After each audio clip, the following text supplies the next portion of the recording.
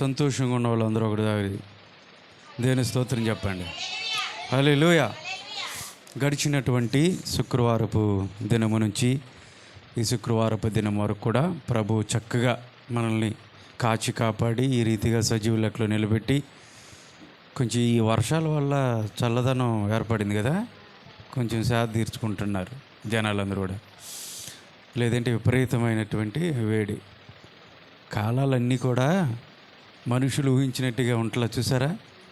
మొన్న ఏం చెప్పారు, అబ్బో ఈ సంవత్సరం అసలు విపరీతమైనటువంటి వేడి తట్టుకోలేరు అని చెప్పేసి గట్టిగానే ఎక్కువగా ఉంటుందని చెప్పేసి అన్నారు. వర్షాలు పడితేనే అనుకున్నారా? అనుకోలే. ఇది దాదాపుగా వారం పైన అవుతుంది కదా ఈ ఇలాగుండి కొంచెం పర్వాలా. దేవుని స్తోత్రం కలుగును గాక. మొన్న చెప్తా ఉన్నారు ఈ నెలలోనే నైరుతి పవనములు 19వ తారీఖునే వచ్చేస్తున్నాయి అంట. వచ్చే నెల జూన్ 5వ తారీఖు నుంచి వర్షాలు పడతాయి అని చెప్పేసి మరి ఆ వర్షపాతాన్ని గురించి చెప్తున్నటువంటి వాళ్ళు చెప్తా ఉన్నారు. ఏమైనప్పటికీ కూడా మనుషులు ఊహించినట్లుగా జరగట్లా. ఒకప్పుడు ఊహించేవాళ్ళు దాని తగ్గట్టుగా, అంటే ఎప్పుడు ఒక 20 సంవత్సరాల క్రితం మనం ఆలోచించగలిగితే అన్నీ క్రమంగా పడతా ఉండేవి. మా చిన్నప్పుడు ఒక 20 సంవత్సరాల నుంచి పెద్దలు మీ అందరికీ తెలుసు. ఇప్పుడు కాలానికి అనుగుణంగా ఏది కూడా జరగట్లా, మనుషులు ఊహించినట్లుగా చెప్పట్లా. ఆ వర్షం ఏమి అంత బాగుందండి, వర్షం ఏం పడదు అన్నప్పుడు వర్షం పడి మొత్తం కొట్టుకుపోతుంది. వర్షం పడిపోద్ది చాలా స్పీడ్తో, గాలిలో వస్తూ ఉన్నాయి, జాగ్రత్త పడినప్పుడు వర్షం పడదు. అవునా కదా? అంత బాగుంది అన్నప్పుడు కొట్టుకుపోతూ ఉన్నాయి. అంటే మన చేతులు లేవు, అంచనాలు వేయలేకపోతూ ఉన్నారు. కాబట్టి ఇవన్నీ కూడా ఎందుకు ఇన్ని మార్పులు వచ్చినాయి అంటే వాతావరణంలో మన కళ్ళ ముందే జరుగుతూ ఉన్నాయి. ఇంత మార్పు రావటానికి కారణం ఏంటంటే రాకడ దగ్గర అయిందని మనం అర్థం చేసుకోవాలా, గ్రహించాలా. ప్రతి క్రైస్తవుడు మరి క్రైస్తవేతరులు కూడా చెప్తున్నటువంటి మాట, బైబిల్లో ఏముందో అవన్నీ కూడా ఒక్కొక్కటి జరగబోతూ ఉన్నాయి. దేవుని యొక్క రాకడకు ప్రభువైన యేసుక్రీస్తు వారి ఈ లోకానికి వచ్చినప్పుడు, అయ్యా మీరు ఎప్పుడు వస్తారని శిష్యులు అడిగినప్పుడు కరెక్ట్ సమయం చెప్పలేదు, కానీ నా గురుతులు అంటే నా రాకడికి గల గురుతులు నేను చెప్తున్నానని లేఖనాల్లో పొందుపరిచినప్పుడు అవన్నీ కూడా ఒక్కొక్కటిగా జరుగుతూ ఉన్నాయి. మరి ముందు రోజుల్లో వాటిని కూడా ఎక్కడి వరకు మనం వచ్చాము, ఏమేమి జరిగినాయి అన్న విషయాలు కూడా, ఏం జరగబోతున్న విషయాలు కూడా మీ ముందుకు నేను పెడతానికి కొన్ని ముందుకెళ్ళిన తర్వాత వాటిని కూడా మీ ముందుకు తీసుకురావడానికి నేను ఇష్టపడుతూ ఉన్నాను. దేవుని స్తోత్రం కలుగును గాక. మరి ఈ రాత్రికాల సమయం కూడా ఇప్పటి వరకు ప్రభువుని మనము మనసారా ఆరాధించుకున్నాము. దేవుని పాటల ద్వారా దేవుని మహిమ పరిచయము, దేవుని స్తుతించాలి, హృదయపూర్వకంగా స్తుతించాలి, మనం మౌనంగా ఉండకూడదు.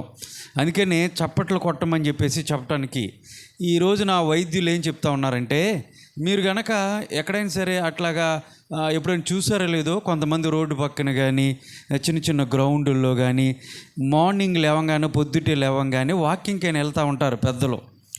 యవనస్తులతో పాటు పెద్దలు కూడా వెళ్తూ ఉంటారు. వాళ్ళు ఒక్కొక్క చాటు ఒక రౌండ్గా నిలబడి కొంతమంది వృద్ధులు వాళ్ళు పెద్దగా నవ్వు చప్పట్లు కొడుతూ ఉంటారు. చూసారు ఎప్పుడైనా? ఏందిరా వీళ్ళు ఎట్లా నవ్వుతున్నారు అనుకొని ఉంటారు మీరు. ఇదేం ఎక్సర్సైజు అనుకొని ఉంటారు.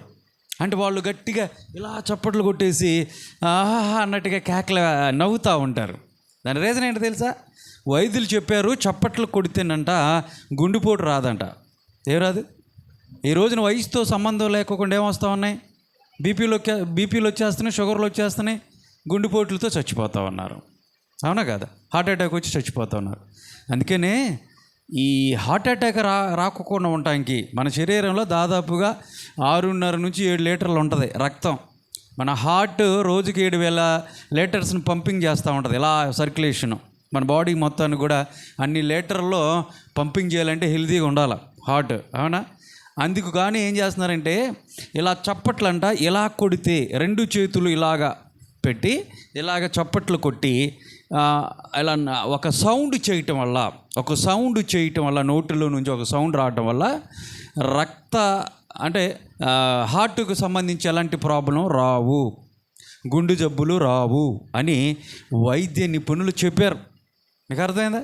ఇప్పుడైనా చప్పట్లు కొడతారా? చక్క చప్పట్లు కొట్టాలి. దేవుని సన్నిధిలో కూర్చొని దేవుని ఇదంతా ఏంటంటే బైబిల్లోనే ఉన్నది, ఇదంతా కూడా వాక్యంలో ఉంది. ఇప్పుడేదో డాక్టర్లు చెప్పడం కాదు, వాక్యంలో ఉంది. చక్కగా చప్పట్లు కొట్టుకుంటా దేవుని ఆరాధించాలి, మీకు ఎలాంటి రోగాలు రావు. అందుకని ఇలా కూర్చొని చప్పట్లు కొట్టమన్నారు అయ్యగారు అని చెప్పేసి ఇలాగా టచ్ అవుతుందో లేదో, చెయ్యేది అరిగిపోద్ది అన్నట్టుగా, నొప్పి వస్తుంది అన్నట్టుగా ఇలా కొడతాం వల్ల ఏముంటుంది? ఏముండదు. సౌండ్ రావాలా, గట్టి కొట్టాలా. కొడతారనుకుంటున్నా ఇక నుంచి. విషయం అర్థమైందిగా. గుండెపోటు రాకోకుండా ఉంటాకైనా కొడతారు, అవునా? దేవుని స్తోత్రం కలుగును గాక. హల్లెలూయా. మరి ఈ రాత్రికాల సమయంలో కొన్ని విషయాల్ని ముందుకి నేను తీసుకురావాలని ఆశపడుతూ ఉన్నాను. జాగ్రత్తగా బైబిల్ గ్రంథాలు తెరిచి పరిశీలిద్దాము. దెస్సలోనికి రాసినటువంటి పత్రిక, అపోస్తులుడైనటువంటి పౌలు గారు దెస్సలోనికలకు రాసినటువంటి మొదటి పత్రిక, మొదటి అధ్యాయం 6వ వచనాన్ని మనం ధ్యానించుకుందాం. వచ్చారు చదవండమ్మా. మొదటి దెస్సలోనికలకు రాసినటువంటి పత్రిక, మొదటి అధ్యాయము 6వ వచనం. పౌలు గారు రాసినటువంటి ఒక పత్రిక, మొదటి పత్రిక చదువుకుందాం. చదవండమ్మా. అమ్మా, పరిశుద్ధాత్మ వలన కలుగు ఆనందముతో గొప్ప గొప్ప ఉపద్రవమందు మీరు వాక్యమును అంగీకరించి మమ్మును ప్రభువును పోలి నడుచుకొనిన వారైతిరి. దేని స్తోత్రం చెప్పండి. హల్లెలూయా. పౌలు గారు చెబుతున్నటువంటి మాట, గొప్ప ఉపద్రవములందు. వారికంట చాలా ఉపద్రవాలు వచ్చినాయి. ఎవరికి అంటే ఈ దెస్సలోని సంఘానికి సంబంధించి పౌలు గారు చెప్తున్నటువంటి మాట. ఎక్కడ ఈ దెస్సలోనికులకు ఉన్నటువంటి సంఘం అంటే ఇదొక ప్లేస్ అన్నమాట. ఇదొక సంఘం, ఇదొక ప్లేసు. ఈ ప్లేసు వాస్తవంగా గ్రీకులు మన ప్రపంచాన్ని పరిపాలిస్తున్నప్పుడు గ్రీకులు పరిపాలించారు. గ్రీకు అనగానే మనకి గుర్తొచ్చేది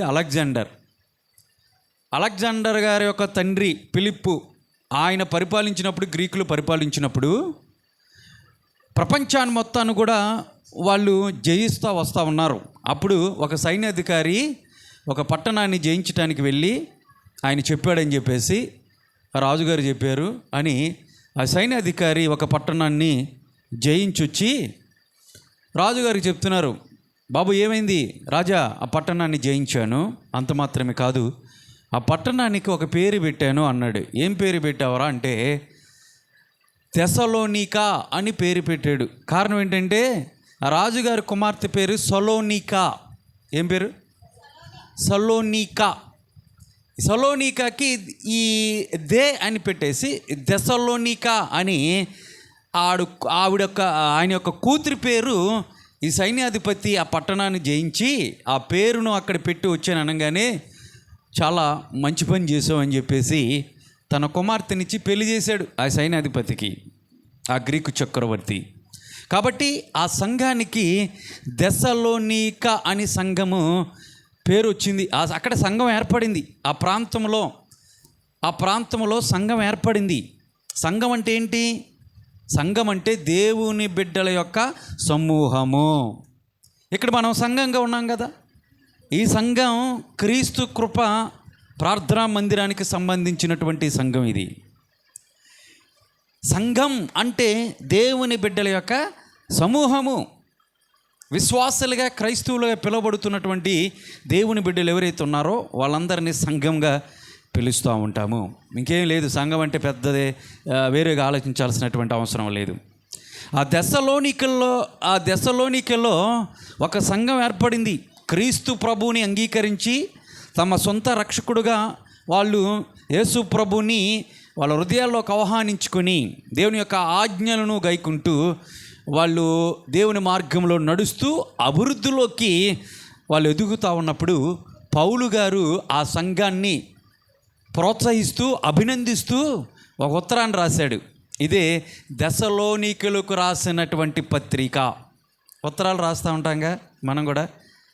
మేమే రాస్తున్నామండి, ఇప్పుడు ఏం రాస్తున్నారంటారా? ఇప్పుడు ఉత్తరాలు ఇప్పుడన్నీ మొబైల్స్ వచ్చేసినాయి. ఇప్పుడు అంతా కూడా మొబైల్స్ వచ్చేసినాయి, ఫోన్లు వచ్చేసినాయి. ఫోన్ రాకముందు ఎలాగుండేవి? ఒకరికి ఎవరికైనా మన చుట్టాలకు కానీ దూర ప్రాంతంలో ఉన్నటువంటి ఊరు వారికి మనం ఉత్తరాలు రాసాం కదా, ఒక కార్డు మీద చక్కగా ప్రియాతి ప్రియమైనటువంటి అని ప్రారంభించేవాళ్ళం కదా. పెద్దవాళ్ళు ఏం చేసేవాళ్ళంటే, అయ్యా చదువుకున్నటువంటి పిల్లల దగ్గరికి వచ్చి ఒక ఉత్తరం రాసి పెట్టండి, వీడి కటింగ్లు ఇచ్చేవాడు. తర్వాత చదువుతున్నట్టు పాపం అక్కడే కూర్చునేవాళ్ళు, అరుగుల మీద కూర్చునేవాళ్ళు.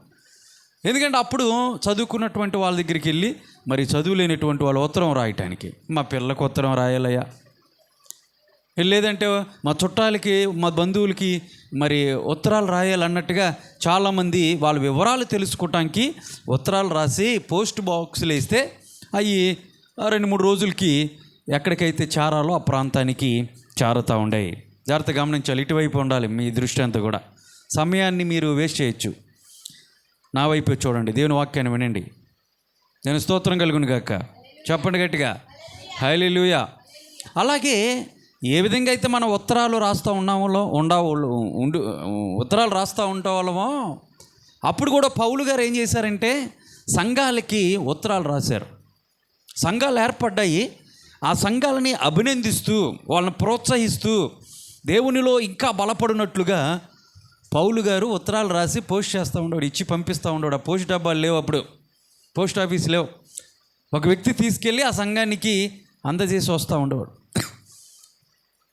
మనం చూసుకున్నట్లయితే బైబిల్ గ్రంథంలో పౌలు గారు రాసినటువంటి ఈ ఉత్తరాలు ఎన్నో తెలుసా? 14 ఉత్తరాలు రాశాడు ఆయన. వాటిని పత్రికలు అని పిలుస్తాం. ఎన్ని రాశాడు ఆయన? గడి చెప్పండి, ఎన్ని రాశాడు ఆయన? 14 ఉత్తరాలు, అంటే 14 పత్రికలు ఆయన రాశాడు. మొట్టమొదటి పత్రిక పౌలు గారు ప్రభువుని అంగీకరించిన తర్వాత సంఘాలను ఏర్పాటు చేసుకుంటూ వెళ్తున్నప్పుడు మొట్టమొదటిగా పౌలు గారు రాసినటువంటి పత్రికే ఈ దెస్సలోనికులకు రాసినటువంటి మొదటి పత్రిక. చివరి పత్రిక ఏం రాశాడు తెలుసా ఆయన? తిమోతికి రాసినటువంటి 2వ పత్రిక. మీకు అర్థమైంది? అప్పుడు మొట్టమొదటిగా రాసినటువంటి పత్రిక, చివరి పత్రిక చెప్పాను. మీరు జ్ఞాపకాలలోకి ఉంచుకోండి, అర్థమవుతుందా? కాబట్టి ఈ పత్రికలు 14 పత్రికలు పౌలు గారు సంఘాలకి రాశారు. సంఘ నాయకులు కూడా కొన్ని పత్రికలు రాసినట్లుగా మనం బైబిల్లో చూస్తూ ఉన్నాం. ఈ దెస్సలోనికులకు సంఘాన్ని ఉద్దేశించి రాస్తూ పౌలు అంటాడు, గొప్ప ఉపద్రవములందు ప్రభువును అంగీకరించిన తర్వాత దేవుని వాక్యాన్ని విని దాన్ని అనుసరిస్తూ గొప్ప ఉపద్రవములలో, అంటే ఏంటి? ప్రభువుని అంగీకరించినప్పుడు వాళ్ళ జీవితాల్లో వచ్చినటువంటి నిందలే కానీ అవమానాలే కానీ, లేదంటే అనుసరిస్తున్నప్పుడు వాళ్ళ జీవితాల్లో వాళ్ళకు వచ్చినటువంటి ఆ కష్ట నష్ట ఆ దుఃఖముల్లో వాటిలన్నిటిలో గొప్ప ఉపద్రవములు వచ్చినప్పటికీ కూడా ప్రభువుని విడిచిపెట్టుకోకుండా వాళ్ళని ప్రభువును అనుసరించినట్లుగా పౌలు గారు ఇక్కడ చెప్తున్నారు. ప్రభువుని ఏం చేశారంట? వీళ్ళు పోలి నడుచుకునిన వారైతిరి అని చెప్పారు. అంటే ఒక నడక గురించి పౌలు గారు చెప్తున్నారు ఇక్కడ. ఒక నడక గురించి చెప్తా ఉన్నారు. ఆ నడక ఎలాంటిదంటే క్రీస్తుని పోలినటువంటి నడక అంటా ఉన్నాడు. దేవుని స్తోత్రం కలుగును గాక.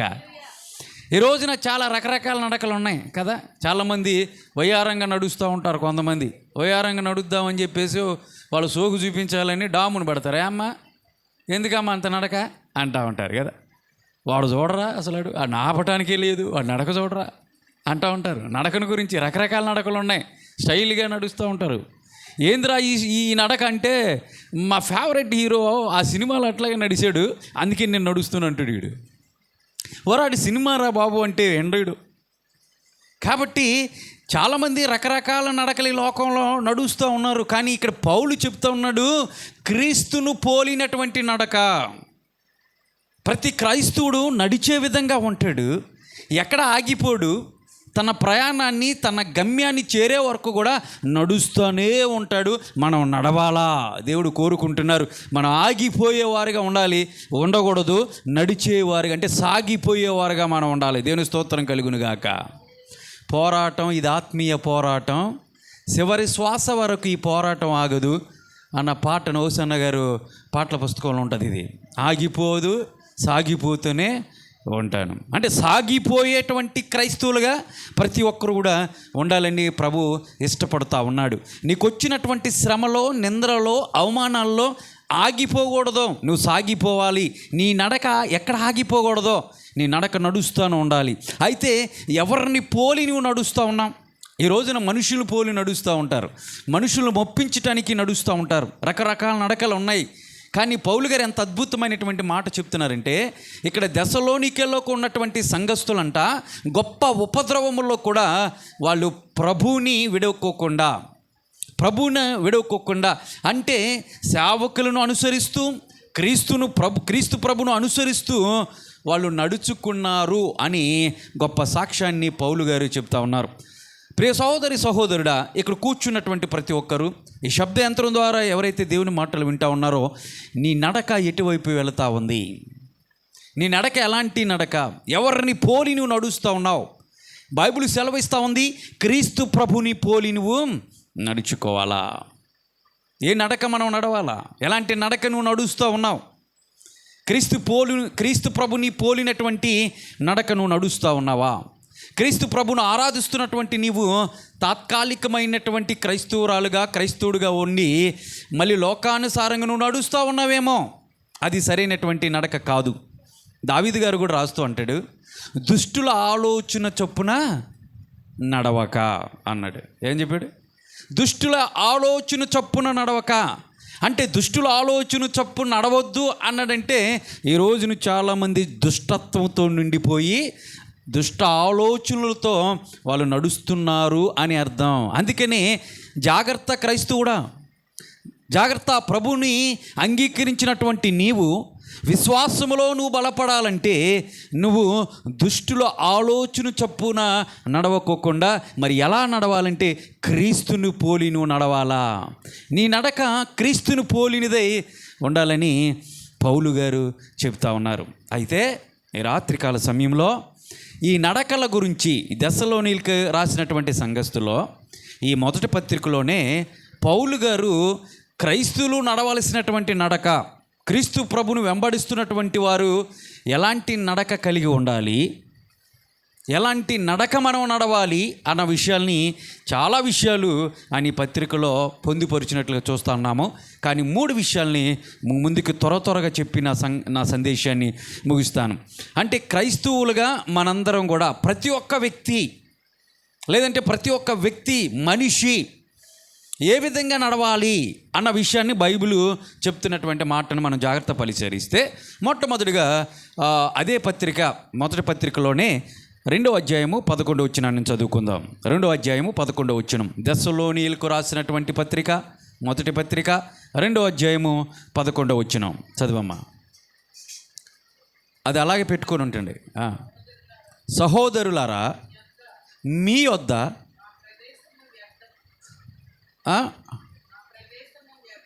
మా ప్రయాస వ్యర్థము కాలేదు కానీ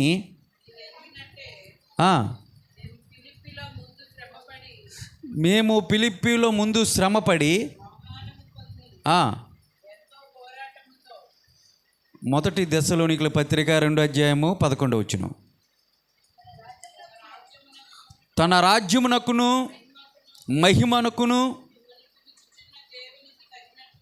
మిమ్మును పిలుచుచున్న దేవునికి తగినట్లుగా ఎలా ఉండాలంట? మనం నడుచుకోవాలంటే దేవుని స్తోత్రం కలుగును గాక. చెప్పండి గట్టిగా, హల్లెలూయా. ఎలా నడుచుకోవాలంట? ఇక్కడ మొట్టమొదటి చెప్తున్నాడు, ఆయన రాజ్యమునకు. అంటే ఒక మాటలో మీకు చెప్పాలంటే దేవునికి తగినట్లుగా మన నడక ఉండాలని ఇక్కడ చెప్తా ఉన్నాడు. మిమ్మల్ని పిలిచినటువంటి వాడు క్రీస్తు ప్రభువు కాబట్టి ఆయనకు తగునట్లుగా, దేవునికి తగునట్లుగా మనందరూ కూడా నడుచుకోవాలంట. ఎలాంటి నడక నువ్వు నడుస్తున్నావు? ప్రభువుకి నచ్చినట్టు విధంగా, లేదంటే ప్రభువుకు తగినటువంటి నడకను నువ్వు నడుస్తూ ఉన్నావా? నిష్టానుసారంగా నువ్వు బ్రతుకుతున్నావా? నిష్టానుసారంగా నీ నడకను కొనసాగిస్తున్నావా? క్రైస్తత్వం అంటే నువ్వు ఎలా పడితే అలా జీవించటానికి కుదరదో. ఈ లోకంలో కొంతసేపు ఉంటానండి, ప్రభు సన్నిధిలో కొంతసేపు గడుపుతానంటే కుదరదు. బైబిల్ సెలవిస్తూ ఉంది. నిష్టానుసారంగా బ్రతకటానికి కాదు క్రైస్తత్వం అంటే.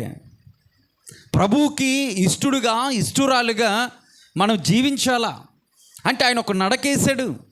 క్రీస్తును పోలినటువంటి వారిగా క్రీస్తుకు తగినట్లు నడక మనం నడవాలి. అంటే దేవునికి తగినట్లుగా మనం నడచాలి. కొంతమంది చూడండి, పిల్లలు ఒక కుమారుడు తప్పిపోయాడు అనుకో, ఏదో ఒక తప్పుడు పని చేశాడు అనుకో, ఏందిరా నువ్వు, మీ తండ్రి ఏంట్రా, నువ్వేంట్రా అంటారు. అవునా కదా? మీ నాన్న ఎలాంటోడురా, నువ్వేంటి ఈ పని చేసావు అంటారా లేదా? మీ అమ్మ ఎలాంటిదమ్మా, నువ్వేంటి ఎలాంటి పనులు చేసావు? మీ అమ్మ సాక్ష్యం ఎలాంటిది, ఆవిడ ఏ విధంగా ప్రార్థన చేస్తుంది, ఆవిడ ఏ విధంగా దేవుని ఆరాధిస్తుంది, మరి నువ్వేంటమ్మా ఇలా చేసావు అంటారు. ఇంకా కొంచెం మాట్లాడితే కొన్ని మంచి పనులు చేశావు అనుకో, తండ్రికి తగ్గ తనయుడురా అంటాం కదా. తండ్రికి తగ్గ తండ్రి ఎలా అంటాడో కుమారుడు కూడా అలా అంటాడురా, తండ్రి చాలా మంచోడు, ఆయన బుద్ధి వచ్చింది అంటారు. అంటే తండ్రికి తగ్గట్లుగా నడుచుకునే వారిని ఈ విధంగా మాట్లాడుతూ ఉంటారు. నడుచుకోవాలనేటువంటి వారిని కూడా చెడుగా మాట్లాడుకుంటారు ఈ లోకంలో. పిల్ల మాట్లాడకూడదు. ఈ లోకంలో పిల్లలు చేస్తున్నటువంటి పని ఎవరి మీద పడిద్దండి? మంచి చేయని చెడు చేయని పిల్ల చేసే పని ఎవరి మీద పడుతుంది? ఎవరి మీద పడుద్ది? అల్టిమేట్గా తల్లిదండ్రుల మీద పడిద్ది. అవునా కాదా? పడిద్దా లేదా? మరేంటి మౌనంగా ఉన్నారు? సమాధానం చెప్పండి. లేదండి మీరు నిద్రపోతున్నారో అనుకుంటా, ఎందుకంటే నాకు కనపడదు కాబట్టి. నాకు వెళ్ళి చూస్తున్నారో అనుకుంటా పప్పించోడిని. మీరు మాట్లాడితే ఏమవుతుంది? ఓకే రైట్, అటెన్షన్లో ఉన్నారనుకోండి. దేవుని స్తోత్రం కలుగును గాక. హల్లెలూయా. పిల్లలు ఏది చేసినప్పటికీ కూడా అదంతా కూడా ఎఫెక్ట్ ఎవరి మీద పడుద్ది అంటే తల్లిదండ్రుల మీద పడిద్ది. మంచి పని చేస్తే పొగుడుతారు, చెడ్డ పని చేస్తే తిడతారు. అది ఇప్పుడు ప్రభువుని అంగీకరించినటువంటి మనందరం కూడా ఇక్కడ చేసేటువంటి ప్రతి ఒక్క పని ఏదైతే ఉందో, ప్రభు సన్నిధికి వచ్చాం మంచిదే, ప్రభు మాటలు వింటున్నాం మంచిదే, ప్రార్థన చేస్తున్నాం మంచిదే, వాక్యం చదువుతున్నాం మంచిదే. బయటికి వెళ్ళినప్పుడు నీ జీవితం ఎలా ఉంటుంది? నువ్వు చేసే ప్రతి ఒక్క పని కూడా ఎవరి మీద పడుతూ ఉంటుందంటే ఆధ్యాత్మిక జీవితంలో అల్టిమేట్గా ప్రభువు మీద పడద్దన్న విషయం మీకు తెలుసా? చాలామంది జీవితాల్లో ఇంటి మీద, ఈ ఇంటికి కాపరి ఎవరో తెలుసండి? యేసు ప్రభువే కాపరి అంటారు. యెహోవా ఈ ఇంటికి అధిపతి అని ఉంటుంది. దేవుడికి ప్రాధాన్యత గుమ్మంలో ఇస్తారు మీరు. అంటే లోపల ఎలా ఉంటుంది తెలుసా? ప్లేట్లతో కొట్టుకుంటూ ఉంటారు. భార్య ఇసురుతూ ఉంటుంటే భర్త తలలు పగిలిపోతాం అమ్మో అని అడుగుతూ ఉంటాడు.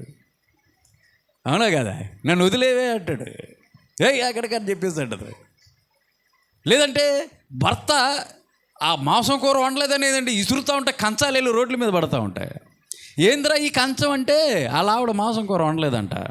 అయ్యగారు తాగి వచ్చారు, మాంసం కూర వండలేదని ఇసిరేడరా రోజు ఇసిరే. కానీ ఇంటి ముందేంటో ఈ ఇంటికి అధికారి యేసు ప్రభువు రాసుంటారు. అంటే పేరుకు క్రైస్తవులే, కానీ లోపల వాళ్ళ జీవితాల్లో క్రీస్తుకు స్థానం ఉందా అంటే లేదు. వాళ్ళ హృదయాల్లో క్రీస్తుకు స్థానం ఉందంటే లేదు. పై భక్తి అనకేది ఏమంటారు దీన్ని? మీరు చెప్పండి. పై భక్తే కాదు ఇది. ఇది మంచి భక్తా? దేవుడు ఈ భక్తిని అంగీకరిస్తాడా? అంగీకరించుడు. మెల్లో సిలువ వేసుకోవటం వల్ల, ఇంటి పైన ఒక సిలువ వేసుకోవటం వల్ల, ఇంట్లో 4 బైబిల్ ఉండటం వల్ల ఏమనుకుంటున్నా మా ఇంట్లో ఎన్ని బైబిల్ ఉన్నాయో తెలుసా అంటారు. నేను పాట పాడితే ఎలా ఉంటుంది తెలుసా? రా ఒకసారి చూద్దు. కానీ అయి కాదు, వాటి వల్ల ఏం ప్రయోజనం లేదు మనకి. క్రీస్తు ప్రభువుని మన హృదయంలోకి ఆహ్వానించినప్పుడు క్రీస్తుకు తగ్గట్లుగా మనం నడవాలా. ఈ రోజున సంఘాలకు వస్తూ ఉన్నారు చాలామంది. దౌర్భాగ్యమైనటువంటి పరిస్థితి అంటే బయటికి వెళ్ళిన తర్వాత ఏదైనా చిన్న గొడవ వస్తే చాలు, చిన్న సమస్య వస్తే చాలు, వాళ్ళు నోరు తెరిస్తే గబ్బు. ఇక అంతే. వాళ్ళు నోటిలో నుండి వస్తున్నటువంటి ప్రతి ఒక్క పదం ఇక అన్య జనాంగానికి ఎలా ఉంటుంది తెలుసా? ఇదేంటయా బాబు, ఇప్పుడే కదా అక్కడికి వెళ్ళి దేవునికి స్తోత్రం అన్నారు, ఇప్పుడు నేను అంతు చూస్తానంటాడేంటినా? అవునా కదా? అన్యులు ఈ రోజున ప్రభు దగ్గరికి రాకపోవటానికి కారణం ఏంటి తెలుసా? క్రైస్తవులే. మేము క్రైస్తవులము అని చెప్పుకుంటున్నటువంటి వాళ్ళే. వాళ్ళ జీవితాల్లో క్రీస్తు లేడు. క్రీస్తుకు తగ్గట్లుగా వాళ్ళ జీవితాలు, వాళ్ళ నడక లేదు. బయటికి వెళ్ళిన తర్వాత మళ్ళీ ఎట్లా పడితే అట్లాగా మాట్లాడుకుంటా, బూతులు మాట్లాడుతూ, ఇష్టానుసారంగా మాట్లాడుతూ, విలువలు లేనటువంటి వారుగా, వ్యర్థమైనటువంటి మాటలు, ఒకరి గురించి మరొకరి మీద, రోడ్ల మీద ఆ విధంగా బూతులు ఆడుకుంటూ ఉంటుంటే ఏమనుకుంటారండి? చెడ్డ బూతులు చెప్పటానికి కూడా మేము వింటూ ఉంటాం, చెప్పటానికి కూడా సైక్యం కానటువంటి మాటలు. ఏంటండి ఇది? చర్చికి వస్తానే, విశ్వాసాలుగా పిలువబడుతానే, క్రీస్తు బిడ్డలమని చెప్పుకుంటానే విపరీతమైనటువంటి ద్వేషాలు, పగలు, కక్షలు, ఒకరు బాగుపడితే ఒకరికి ఇష్టం ఉండదు, చాడీలు చెప్పటం, కొంతమంది వ్యభిచారంలో ఇష్టానుసారంగా బ్రతకటం, మమ్మల్ని ఎవరు పట్టించుకోవట్లేదు అన్నట్టుగా, మోసం, అబద్ధం. ఎందుకు ఈ భక్తి? దీనివల్ల నీ జీవితంలో దేవుని నుంచి ఏ కార్యం పొందుతావు? టైం వేస్ట్ అంతే, అవునా కదా? సమయం వేస్ట్. మన చుట్టూ జరుగుతున్నటువంటి విషయం. దేవుని సన్నిధిలో పెద్ద పెద్దగా ప్రార్థనలు చేస్తూ ఉంటారు, అందరికి వినపడాలని ప్రార్థనలు చేస్తూ ఉంటారు. కొన్ని కుటుంబాల్లో చూడండి, పక్కంట ఆవిడ వినపడుతుందా, అక్కడ దాకా వినపడుతుందా, ఓకే రైట్, అయితే అంటే వినపడుతుందా లేదని అడుగుతున్నానులే. అంటే ప్రార్థన చేస్తుందని అందరికి వినపడాలంట. లేదంటే భర్తకి వినపడాలని కొంతమంది, భార్యకి వినపడాలని కొంతమంది. అంటే ఎవరిని మొప్పించాలని నీ ప్రార్థన? అంటే మనుషులు మొప్పించే విధంగా కొంతమంది భక్తిని ప్రదర్శిస్తూ ఉంటారు. వారిని బట్టి చెప్తా ఉన్నాడు, నీ భక్తి వ్యర్థమే, అలాంటి భక్తిని వ్యర్థమే. నీ నోటిని అదుపులో పెట్టుకోకుండా, అంటే యాకోబు పత్రికలో ఉంటుంది, నీ నోటికి కళ్ళు వేయబడకోకుండా, హృదయం శుద్ధి లేకోకుండా నువ్వు ఎంత భక్తి ప్రదర్శించినా నీ భక్తి వ్యర్థమే. జాగ్రత్త గమనించండి, పౌలు గారు చెప్తా ఉన్నారు, క్రీస్తుని పోలి నడవాలంటే, క్రీస్తుని పోలి లేదంటే క్రీస్తుకు తగినటువంటి వాడుగా మనం ఉండాలంటే మన భక్తి ఏ విధంగా ఉంది, మన నడక ఏ విధంగా ఉంది ఒకసారి ఆలోచిద్దాం, పరీక్షించుకుందాం. ఎలాంటి నడకను మనం కలిగి ఉన్నామో. కొంతమంది ప్రభు దగ్గరికి వస్తారు, ప్రభు దగ్గరికి వచ్చి ఏవో కార్యాల గురించి వస్తూ ఉంటారు. ఏదైనా చిన్న కష్టం వచ్చిందనుకోండి, ఏదో చిన్న సమస్య, ఇబ్బంది వచ్చిందనుకోండి, అబ్బే అయిపోయిందండి, ఏమమ్మా రావట్లేదంటే, అబ్బా ఎప్పుడు నుండో వస్తున్నాడు, ఏం ప్రయోజనం అండి, ఏం జరగట్లేదండి, వేస్ట్ అండి, ఇక ఆయనలో పవర్ లేదంటారు కొంతమంది, ఆయనలో శక్తి లేదు, అబ్బే వేస్ట్ అండి అంటూ ఉంటారు. చిన్న చిన్న సమస్యలు వచ్చినప్పుడు, చిన్న చిన్న నిందలు వచ్చినప్పుడు వాటిని పడటానికి ఇష్టపడకోకుండా ప్రభువు నుంచి దూరంగా జరిగిపోతూ ఉన్నారు. అయితే ఈ దశలోనిక సంఘస్థులు ఏంటంటే గొప్ప ఉపద్రవంలో కూడా ప్రభుని విడవకోకుండా ప్రభువులో అంటుకొని నడిచినట్లుగా మనం చూస్తూ ఉన్నాము. చూడండి, కొలసీల పత్రిక 1:13 కూడా ఒక మాట ఉంటుంది. ఇది అలాగే ఉంచండి, మళ్ళీ దీనికి వస్తాము. కొలసీలకు రాసినటువంటి పత్రిక 1:13 చదువమ్మా. కొలసీలకు రాసినటువంటి పత్రిక 1 ఆయన మనలను అంధకార సంబంధమైన అధికారములో నుంచి విడుదల చేసి తాను ప్రేమించిన తన కుమారుని యొక్క రాజ్య నివాసులుగా చేసెను. అంధకారములో బ్రతుకుతున్నటువంటి మనలను, చీకటిలో బ్రతుకుతున్నటువంటి మనలను ప్రభు ఏం చేశాడంట? మనం విడిపించాడు. ఆయన రాజ్యములోకి మనం ప్రవేశించినట్లుగా ఆయన పిల్లలు అవుటకు మనకు అధికారాన్ని దేవుడు ఇచ్చాడు. కాబట్టి ఆయన మార్గములో మనం నడాలి. క్రీస్తు ప్రభుకి ఆయన పిలిచినటువంటి వాడు ఆయన కాబట్టి ఆయన పిలుపుకి నువ్వు లోబడి ఆయనకి తగినట్లుగా నీ జీవితం ఉండాలా. అంతేగాని ఎవరినో పోలి నువ్వు నడవకూడదు. ఆయనలా మరల్చబడాలా, ఆయన స్వారూప్యంలోకి మనం రావాలా. ఒక శిల్పాన్ని తీసుకొచ్చినప్పుడు లోపల శిల్పి ఎలా మనం చూసినప్పుడు రాయిగా కనపడుతూ ఉంటుంది, కానీ ఆ చెక్కుతున్నటువంటి వ్యక్తి తెలుసు ఈ శిల్పంలో ఈ రాతిలో నుండి ఎవరిని మనం చెక్కొచ్చు, ఏ రూపాన్ని మనం చెక్కొచ్చు అన్నది నీకు నాకు తెలియదు, శిల్పకారుడికి తెలిసిద్ది. అతను చెక్కుతూ ఉన్నప్పుడు ఆ వేస్ట్ అంతా తీసేసినప్పుడు ఆ రాతిలో సుందరమైనటువంటి ఒక ఆకారాన్ని చెక్కుతాడు, ఒక బొమ్మని చెక్కుతాడు. ఆ విధంగా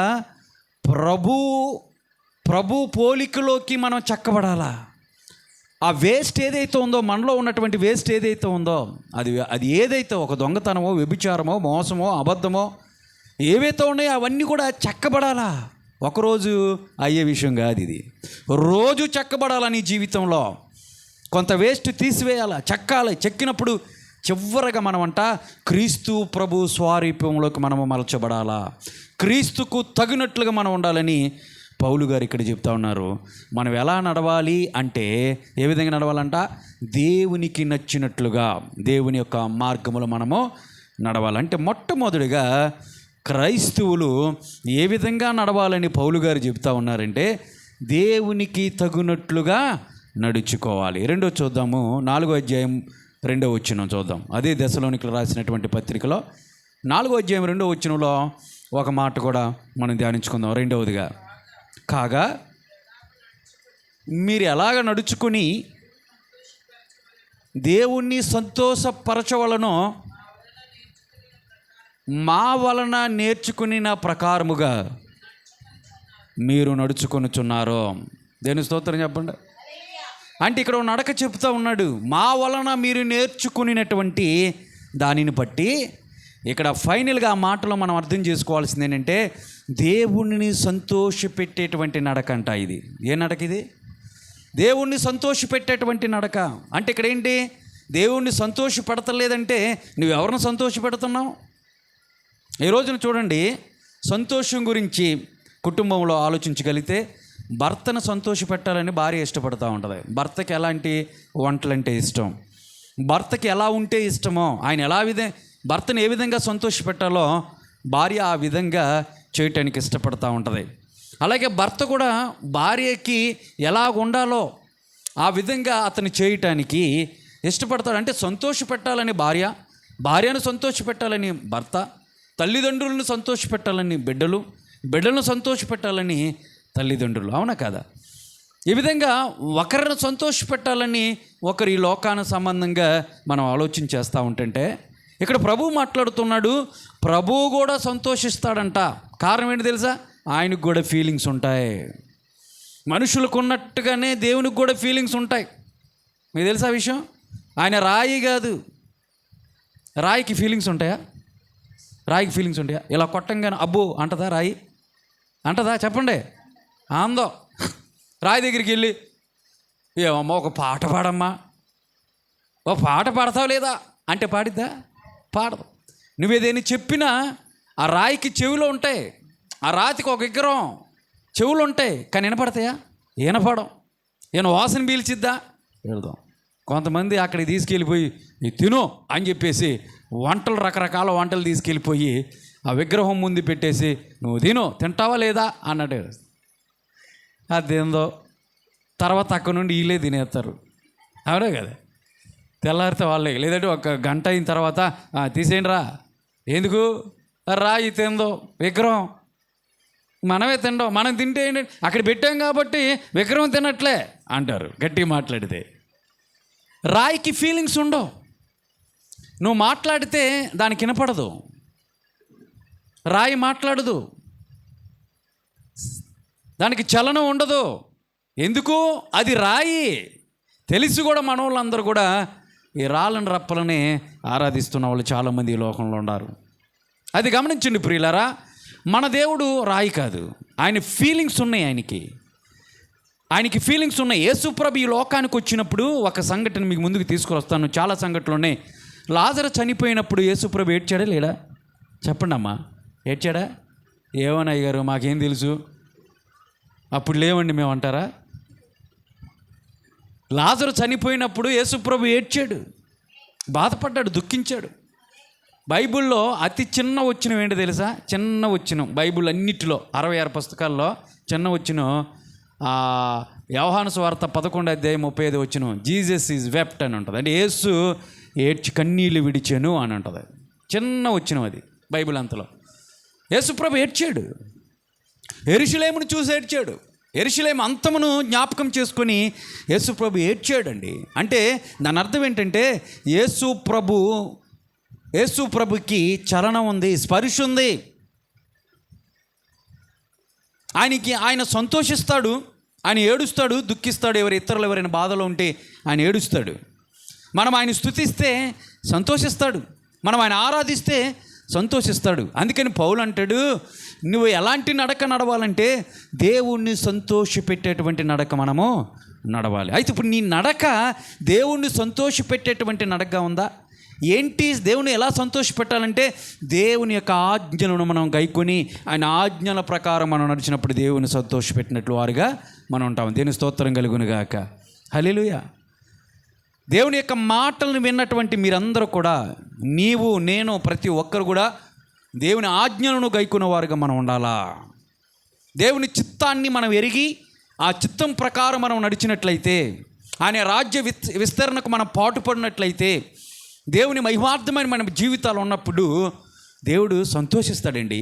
మనం చూసి సంతోషిస్తాడు. నా పిల్లలు చూడండి ఎంత మహిమపరుస్తున్నారు, ఎంత స్తుతిస్తున్నారు, నా మార్గంలో నడుస్తున్నారండి అని ప్రభు సంతోషిస్తాడంట. ఇది సంతోషపరిచేటువంటి నడక.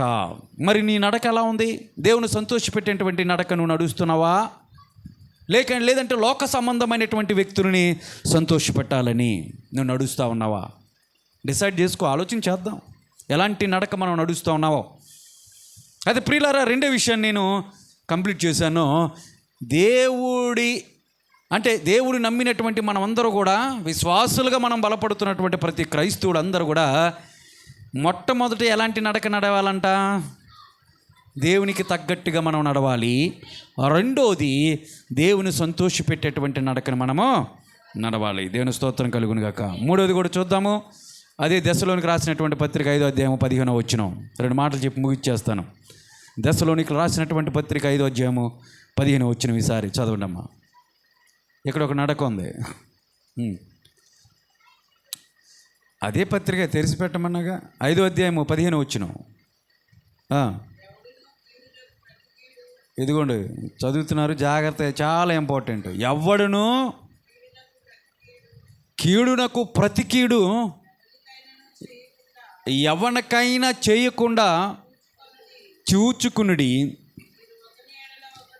మీరు ఒకని ఎడల ఒకడును మనుషులందరి ఎడలను ఎల్లప్పుడూ దేనిని అనుసరించి నడుచుకోవాలంట? మేలైన దానిని అనుసరించి నడుచుకుని. ఇక్కడ నడక ఒకటి ఉంది. ఏం నడమంటున్నాడు? ఎలాంటి నడక అంటే ఇది? మేలైన దానిని అనుసరించి. చెప్పండి గట్టిగా మాట. మేలైన దానిని అనుసరించి నడుచుకునుడి. మేలైన దాన్ని అనుసరించి నేను నడుచుకోవాలా? మూడవదిగా మరి నడుచుకుంటున్నారా? కీడుకు ప్రతి కీడు చేయకూడదంట. అంటే ఈ రోజున లోకంలో మనుషులందరినీ మనం డివైడ్ చేస్తే 3 రకాల వ్యక్తిత్వం కలిగినటువంటి మనుషులు ఉన్నారు. ఒక గుంపు వారు ఎలా ఉంటారంటే, ఒక రకం మనుషులు మంచి చేస్తే తిరిగి వాళ్ళకి మంచి చేస్తారు. జ్యోతి నాకు మంచి చేసింది అనుకో, నేను తిరిగి ఆవిడకి ఆ మంచి చేసేటువంటి, హెల్ప్ చేసేటువంటి పరిస్థితి నాకు వచ్చినప్పుడు ఆవిడకి నేనేం చేస్తా? మంచి చేస్తా. ఇది నాకు మంచి చేస్తే తిరిగి మంచి చేయటం. ఇది ఒక గుంపు. రెండో గుంపు ఉంది, మంచి చేసినటువంటి వారికి కీడు చేస్తారంట. ఒకవేళ దయచేసి అలాంటి గుంపులో మీరుంటే బయట రావాలి. ఇప్పుడు మనం ఉండకూడదు అలాగా. మంచి చేసినటువంటి వారికి కీడు చేస్తారు. మంచిని మర్చిపోతారు, కీడు చేస్తారు, జ్ఞాపకం ఉంచుకోరు. వాళ్ళు చేసినటువంటి మంచిని జ్ఞాపకం ఉంచుకోరు, కీడు చేస్తారు. వాళ్ళకి చాలా బాధపడుతూ ఉంటారు. అయ్యో ఇలా చేస్తాడని అనుకోలేదండి, నేను నమ్మానండి, మనోడిదాకా నాతో చాలా బాగున్నారు, ఇలా చేస్తాడని నేను అనుకోలేదండి. వాళ్ళ సుఖం గురించి నేను ఎప్పుడూ మంచి కోరి వాళ్ళకి హెల్ప్ చేసినప్పటికీ కూడా వారు మా పట్ల ఏం చేశారు? కీడు చేశారు అని చెప్తూ ఉంటారు. అంటే మంచి చేసినప్పటికి కూడా కీడు చేయడానికి ఇష్టపడతారు. మూడో గుంపు ఉంది. అదేంటి తెలుసా? కీడు చేసినటువంటి వారికి కూడా మేలు చేస్తారంటే. దేవుని స్తోత్రం కలుగునుగాక. మనందరం కూడా అదే గుంపులో ఉండాలి. ప్రభువు చెప్తుంది అదే. నీకు కీడు చేశాడా? పర్వాలా. కీడు చేసినప్పటికి కూడా అతని పట్ల నువ్వు మేలు చేసేటువంటి ఆ సమయం వచ్చినప్పుడు ఖచ్చితంగా నీకు కీడు చేశాడని చెప్పేసి జ్ఞాపకం చేసుకోకుండా అతనికి మేలే చేయి అని ప్రభు చెప్తా ఉన్నాడు. లేదండి నేను చేయను, అమ్మో ఎలాంటి మాటలు అందో తెలుసావిడ? మీకేం తెలుసు పాస్టర్ గారు? ఇదిగో ఈ సైడ్ అండి, ఈ సైడ్ పొడుస్తున్నాయండి. ఏం పొడుస్తున్నాయంట? ఆ మాటలు పొడుస్తున్నాయండి కత్తుల్లాగా. మీకేం తెలుసండి? ఎలా మాట్లాడింది తెలుసా? నేను మర్చిపోనండి. ఎప్పుడమ్మా? అది 1981 సంవత్సరంలోనండి. ఇప్పుడు 2024 సంవత్సరం కమ్మా. అవునండి. అయితే ఏంటి? నేను మర్చిపోనండి ఆ మాటలు. మీరు మర్చిపోతారేమో, నేను మర్చిపోను. ఎప్పుడో అంట కొన్ని సంవత్సరాల క్రితం ఇంకా గుచ్చుకుంటాయంట అమ్మగారికి. అంటూ ఉంటారు కదా, అంటూ ఉంటారు ఇవన్నీ. నవ్వుతున్నారంటే అంటారు మీరు. సమయం వచ్చినప్పుడు అమ్మో మామూలుది కాదు, మామూలు ఆడదు కాదండి బాబు. మీకేంది ఎన్ని మాట్లాడని తెలుసండి? ఏదోలా అమ్మ నేను చేయనండి, ఏమైపోతే మాకు అనవసరం. ఆ వ్యక్తి చేయను, ఎవరికని చెప్పు, మంచోళ్ళకి చేస్తా. మంచోళ్ళకి నువ్వు చేసేది ఏంటి? ఎవరైనా చేస్తారు, అవునా? మంచోళ్ళకి మంచి చేయమంటే ఎవరైనా చేస్తారు. కీడు చేసిన వాళ్ళకి మంచి చేయమంటే బేరారు అది. కానీ ప్రభు ఏం చెప్తున్నాడు తెలుసా? నువ్వు అదే చేయమంటున్నాడు. నీకు కీడు చేశారా పర్వాలేదు, నువ్వు మేలు చేయి. పరలోకంలో నీ బహుమానం ఏమైందంట? అధికమవుతుంది. ప్రభువులో అక్కడ వాక్యం ఉంటుంది, జనులు నా నిమిత్తమై నిన్ను నిందించినా, అవమానించినా, సిగ్గుపరిచినా పర్వాలా, నువ్వు ధన్యుడివే. ఎందుకు తెలుసా? ఈ లోకంలో నీకు అవమానం ఎదురైనప్పటికీ పరలోకములో నీకేమవుతుందంట? అక్కడ బహుమానం అధికమవుతూ ఉంటుంది. ఇప్పుడు వాక్యం ఇక్కడ మేము చెప్తా ఉన్నాం. మేము వచ్చినప్పటి నుంచి ఈ రోజున చాలామంది ఈ చుట్టుపక్కల వాళ్ళే చాలామంది తిట్టుకుంటూ ఉండొచ్చు నన్ను. ఏంటంటే పని లేదా, ఏంటండి ఈ సౌండ్, ఏంటండి కేకలో అన్నట్టుగా చాలామంది అనాలోచనలతో అర్థం చేసుకోకపోగా తిడతా ఉండొచ్చేమో. పక్క బూతులతో కొంతమంది తిడతా ఉండొచ్చు నన్ను. నాకు మంచిదే తెలుసా, వాక్యం సెలవిస్తూ ఉంది. వాళ్ళు తిడతా ఉంటే నాకు పరలోకంలో ఏముంటుందంట? బహుమానం అత్యధికమవుతూ ఉంటుందంట. దేవుని స్తోత్రం కలుగును గాక. ఎంత తిడితే అంత మంచిదే. ప్రభువులో ఒక నింద వచ్చిందా, ఒక అవమానం వచ్చిందా, ఒక హేళన వచ్చిందా? ఎంత తిట్టినప్పటికి కూడా ఇవన్నీ కూడా మంచిదని బైబిల్ సెలవిస్తుంది. కారణం ఏంటంటే పరలోకములో మన ఫలము, మన బహుమానం అత్యధికమవుతుంది. మీరు భయపడొద్దు. ప్రభుని గురించి చెప్పేటప్పుడు మీరు భయపడాల్సిన అవసరం లేదు, సిగ్గుపడాల్సినటువంటి అవసరము లేదు. కాబట్టి కీడు చేశారని చెప్పేసి నువ్వు మళ్ళీ తిరిగి వాళ్ళకి కీడు చేయడానికి నువ్వు ప్రయత్నించకూడదు. నువ్వేం చేయాలంట? మేలు చేయాలా, వాళ్ళకి మేలు చేయాలా. వాళ్ళకి ప్రతి క్రైస్తవుడు కూడా గుర్తుంచుకోకూడదు, వాళ్ళు అలా చేశారని ఆయన గుర్తుంచకూడదు. మేలును అనుసరించి నడుచుకో అన్నాడు పౌలు. ఏ నడక ఇది ప్రభువా? లేదంటే ఏ నడక పౌలా? ఏ నడక గురించి నువ్వు చెప్తున్నావు అంటే మేలును అనుసరించి నడుచుకో అంటున్నాడు. కాబట్టి 3 నడకల గురించి మీకు చెప్పాను. ఫస్ట్ నడక ఏంటి? మనందరం కూడా ఒక 3 నడకలు నేర్చుకోవాలి. అప్పుడు ఫస్ట్ నడక దేవునికి తగినట్లుగా నడుచుకోవాలా. రెండో నడక ఏంటి? దేవుని సంతోషపెట్టేటువంటి నడక మనం నేర్చుకోవాలా. మూడోది మేలును అనుసరించి నడుచుకోవాలా. ఆ దశలోనికల పత్రికలో ఆ సంఘస్థులను ఉద్దేశించి పౌలు చెప్తున్నటువంటి మాట, గొప్ప ఉపద్రవములో దేవుని వాక్యాన్ని విని హృదయములో అనుసరించి మమ్ములను ప్రభువుని మీరు విడిచిపెట్టుకోకుండా మీరేం చేశారు? గైకొని నడుచుకున్నారని పౌలు చెప్పిన రీతిగా ఎన్ని ఉపద్రవాలు వచ్చినా, ఎన్ని కష్టాలు వచ్చినా, ఈ రోజున అన్నీ బాగుంటేనే ప్రభుని ఆరాధిస్తామండి అంటున్నారు. ఏదైనా కష్టం వచ్చిందనుకోండి, కొంతమంది చూడండి, అమ్మా శోభమ్మ ప్రార్థన చేద్దాంరా అంటే, ఇప్పుడు కాదులేండి పాస్టర్ గారు, ఏ అమ్మా ఇప్పుడు కాదులే, మీకు తెలియదులేండి, తర్వాత చెప్తానులే. అరే చెల్లి ఏమైందిరా జ్యోతి అన్న, మొన్న ఏమైంది తెలుసా, ప్రసాద్ గారు 2 బీకేర్లే. అవునా, ఆ బాధలో ఉందలే, అందుకే ప్రార్థన చేయను అంటుంది. ఇప్పుడు సరే అయితే ఇట్లాగా ఏదైనా బాధ వచ్చినప్పుడు ప్రార్థన ఏమైపోద్దో, ప్రార్థన చేయరు, అవునా కదా? ప్రభు నుంచి దూరం అయిపోతూ ఉంటారు. అన్నీ బాగున్నప్పుడు, అన్నీ బాగున్నాయి అనుకోండి, అయ్యగారు మన ఏదో ప్రార్థన అన్నారు, మొదలు పెడదామా? కరెక్ట్. అంటే బాగున్నప్పుడు ఏంటో ప్రభువుని గుర్తుపెట్టుకుంటారు, బాగోలేనప్పుడు ప్రభుని విడిచిపెట్టేవారుగా మనం ఉండకూడదు. అదే ఇక్కడ చెప్తున్నాడు. నీకు ఎన్ని వచ్చినా కానీ, కష్టం వచ్చిందా, నష్టం వచ్చిందా, పర్వాలా, ఏమొచ్చినప్పుడు కూడా ప్రభుని విడిచిపెట్టుకోకుండా ప్రభు మార్గాన్ని మనము నడవాలి. 3 మార్గాలు నేను చెప్పాను. ప్రభు మీ హృదయంలో వాటిని నాటి ఫలింపచేసి ఆ విధంగా ఆయన యొక్క మార్గంలో నడిచినట్లుగా దేవుడు మీ అందరి కృపను అనుగ్రహించునుగాక. ఆమేన్. ప్రార్థన చేసుకుందాం. కళ్ళు మూసుకోండి, ప్రార్థన చేసుకుందాం. ప్రతి ఒక్కరు కూడా చిన్న ప్రార్థన చేసుకుందాం. కళ్ళు మూసుకోండి, మాట్లాడొద్దు, కళ్ళు మూసుకోండి.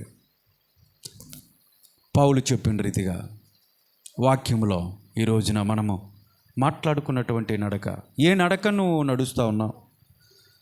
లోక సంబంధమైనటువంటి నడక నడుస్తున్నావా?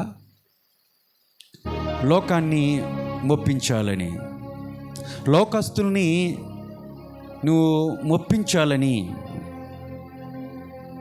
వారి కోసం వీరి కోసమో నీ నడక ఉందా?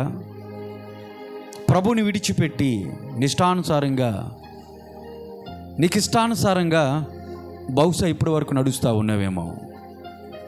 క్రైస్తవుడిగా పిలబడుతూ ఉన్నావు, క్రీస్తు బిడ్డలోని చెప్పుకుంటా ఉన్నావు, కానీ ప్రభు వేసినటువంటి మార్గాన్ని విడిచిపెట్టి నీ మార్గంలో నడుస్తూ ఉన్నావేమో బహుశా. ఒకసారి ఆలోచించి, ఎలాంటి నడక నువ్వు నడుస్తూ ఉన్నావు? ఏ నడకలో నువ్వు ఉన్నావు? దుష్టుల ఆలోచన చొప్పున నడుస్తూ ఉన్నావా? పాపులతో కూడి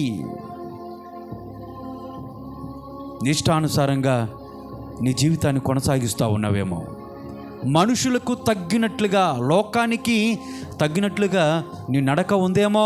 ప్రియ సహోదరి, సహోదరుడా, ఈ రోజున ప్రభు మాట్లాడుతూ ఉన్నాడు. నీ నడక మారాలా, నీ నడక మారాలా. క్రీస్తు ప్రభుని పోలినటువంటి నడక నీకు ఉండాలని ప్రభు సెలవిస్తూ ఉన్నాడు. ఆయనకి తగినట్లుగా నీ నడక ఉండాలని తన వాక్యం ద్వారా ఈ రోజున ప్రతి ఒక్కరిని బలపరుస్తూ ఉన్నాడు. ప్రభు ఆలోచన నీకు చెప్తా ఉన్నాడు. నేను చక్కటి ఆలోచన నీకు చెప్పదను. అవును, చక్కటి ఆలోచన ఆయన చెప్తా ఉన్నాడు. ఇక్కడ ఒక నడక ఉంది, అది దేవునికి తగినట్లుగా నువ్వు నడవాలి. ఎలా పడితే అలా నడవటానికి ప్రభు ఇష్టపడడు. దేవునికి తగ్గినట్లుగా ఆయన ఒప్పించే విధంగా నీ నడక ఉండాలని, అలాంటి నడక నువ్వు నడవాలా. దేవుని సంతోషపెట్టేటువంటి నడక నీకు ఉండాలా. వారిని వీరిని ఒకవేళ సంతోషపెట్టేవేమో ఇప్పుడు వరకు, వాళ్ళు సంతోషంగా ఉంటే చాలని లోకస్తులను సంతోషపెట్టే విధంగా నీ నడక ఉందేమో. ప్రియ సహోదరి, సహోదరుడా, నీ నడక ఇప్పుడు మార్చుకో. దేవుణ్ణి సంతోషపెట్టే నడక నువ్వు నేర్చుకోవాలా. కీడు చేశారని చెప్పేసి మళ్ళీ వారికి కీడు చేయటానికి నీ పాదాలు పరుగులెత్తుతూ ఉన్నాయేమో. ఎందుకు వారికి నేను మంచి చేయాలి, ఎందుకు నేను వారికి సహాయం చేయాలి? వారు నాకేం చేశారు? వాళ్ళు నా పట్ల చేసినవన్నీ కూడా ప్రమాదకరమైనటువంటి వాటిని చేశారు, నాకు కీడు చేశారు, కాబట్టి నేను మేలు చేయను, నేను సహాయం చేయనని బెగ తీసుకొని ఉన్నావేమో. ప్రభు సెలవిస్తూ ఉన్నాడు, కాదు కాదు కాదు కాదు, మేలు చేసేదానిగాను ఉండాలా, మేలు చేసేవాడిగా ఉండాలి. నీకు కీడు చేసినప్పటికీ కూడా వారి పట్ల నువ్వు మేలు చేసేదానిగా, మేలు చేసేవాడిగా ఉండాలి. మేలును అనుసరించి నీ నడక ఉండాలని ప్రభు సెలవిస్తూ ఉన్నాడు. అట్టి నడక నీకుందా? అట్టి నడక ఉందా? నడుద్దామా? నడుద్దాం. ఈ రోజు నుంచైనా మన నడకున్నట్టు వైపుగా నడిపిద్దాం. నడిపించేది ఆయనే, కొనసాగించేది ఆయనే. విశ్వాసానికి కర్త, నన్ను కొనసాగించేటువంటి యేసు వైపు చూసి మన అడుగులని ముందుకు వేద్దాం. ప్రార్థన చేద్దాం. మీ నోటిని తెరిచి చిన్న ప్రార్థన చేద్దాం. ప్రభు ఇప్పటి వరకు మాట్లాడాడు. మీరు మాట్లాడితే ప్రభు వినాలని ఇష్టపడుతూ ఉన్నాడు. ప్రేమ నమ్మకమైన మా పరలోకపు తండ్రి, నీ ఘనమైన పాదములకు వందనములు, స్తుతులు, స్తోత్రములు చెల్లిస్తూ ఉన్నాను. ప్రభా, అంధులను, అయోగ్యులను, ప్రభా, బలహీనను కొన్ని దినాల నుంచి ప్రభా నా స్వరపేటిక దెబ్బతిన్నప్పటికీ కూడా, నేను బహుబాధగా ఉన్నప్పటికీ కూడా దేవా, ఈ రాత్రికాల సమయంలో నన్ను నిలబెట్టి వాడుకున్నందుకే నీకు కృతజ్ఞతాస్తుతులు అర్పిస్తూ ఉన్నాను. నా స్వరమును ప్రభా నీ సాధనముగా మరల్చుకొని వాడుకున్నందుకే నీకు వందనములు చెల్లిస్తూ ఉన్నాను. విత్తినటువంటి వాక్య విత్తనాన్ని ప్రభా ప్రతి ఒక్క హృదయములోకి చొరబడిలాగిన కృపను అనుగ్రహించమని ప్రార్థిస్తున్నాను. నీ బిడ్డలకు మంచి ఆలోచన తీసుకురండి ప్రభా. మంచి నడక నేర్పించమని ప్రార్థిస్తున్నాను ప్రభా. అటువైపు నడవటానికి నీ శక్తిని, నీ బలాన్ని, నీ తోడును ప్రభా బిడ్డలకు దాయిచ్యమని ప్రార్థిస్తూ ఉన్నాను. మా జీవితాలను ధన్యవంతమైనటువంటి జీవితాలుగా మార్చి అయా నీ పరలోకములో చేరటానికి వరసలో నిలబడి ప్రభా మేము ఉండటానికి ధన్యతను దాయిచ్యమని, మా ద్వారా ప్రతి ఒక్కరి ద్వారా ప్రభా మీరు మహిమను పొందుకోమని, ఘనత ప్రభావములు నీకు ఆరోపిస్తూ కూడి వచ్చినటువంటి ప్రతి ఒక్క బిడ్డను దీవించండి, ఆశీర్వదించండి. వృద్ధులు వచ్చారు ప్రభా, పిల్లలు ఉన్నారు ప్రభా, యవనస్తులు ప్రభా, చెల్లెములు వచ్చారు అయా. ప్రతి ఒక్కరిని కూడా ప్రభా నీ చేతులకు అప్పచెప్తున్నాను. పేరు పేరున ప్రభా జ్ఞాపకం చేసుకోండి. మీరు మధ్య సంచరిస్తున్నటువంటి దేవుడు ప్రభు, మార్పు లేనటువంటి దేవుడు ప్రభువా. ఇదిగో నాయన మా పితరులకు తోడైనటువంటి దేవుడు, నేటికి మా మధ్య సంచరిస్తూ మాకు తోడై ఉన్నటువంటి దేవుడు ప్రభువా.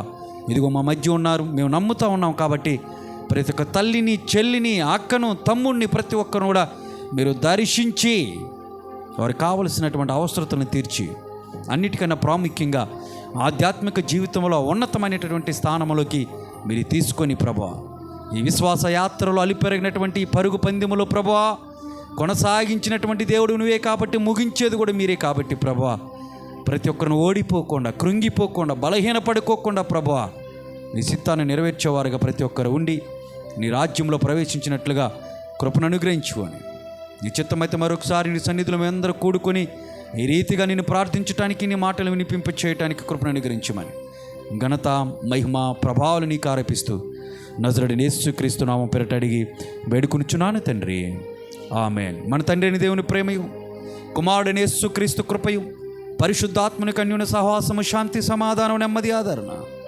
కూడి వచ్చినటువంటి ప్రతి ఒక్కరికి, ఈ శబ్ద యంత్రం ద్వారా ఎవరైతే దేవుని మాటలు విన్నారో ప్రతి ఒక్కరికి ఇప్పుడు ఎల్లప్పుడూ ప్రభువా మీరు తోడేయండి, సదాకాలము నడిపించునుగాక. ఆమేన్. వందనాలమ్మా, వందనాలు.